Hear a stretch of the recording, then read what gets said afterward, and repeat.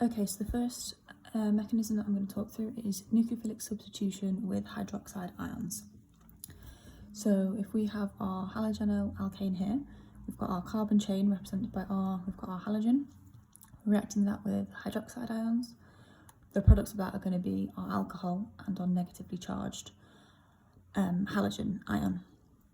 Okay, and make sure that on each side of the equation the charge is balanced. Okay, so we've got neutral, negative, neutral, negative. Okay, so if we take the example of bromoethane,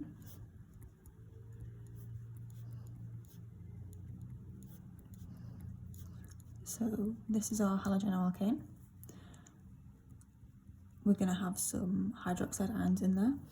Really important to draw the lone pair of electrons on the oxygen so you know where they're coming from when you're drawing the mechanism. Okay. Put the charges in. So because this bond is polar, carbon is going to be delta positive and bromine is going to be delta negative. And when you're drawing the mechanism, that just helps you figure out where the arrow is going.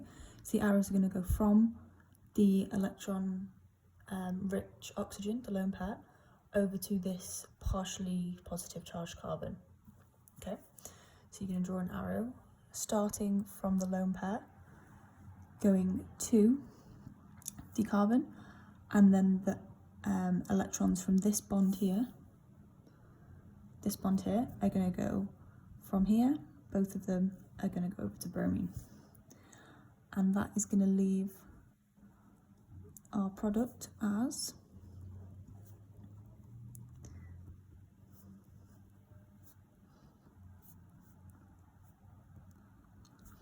the alcohol, which is ethanol, and we're going to be left with our negatively charged bromine. And important to note that here the OH is behaving as a nucleophile. So the conditions for this reaction to happen, you're going to need some sodium hydroxide or potassium hydroxide as your source of hydroxide ions. This is done in an aqueous solution.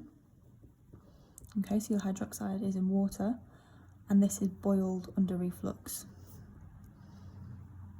Okay, so if you know what reflux is, if you don't, I'll just quickly go over that. So it's where you have your reaction mixture and any vapours that are escaping are collected and they are condensed and they go back down into the reaction mixture so they're not lost.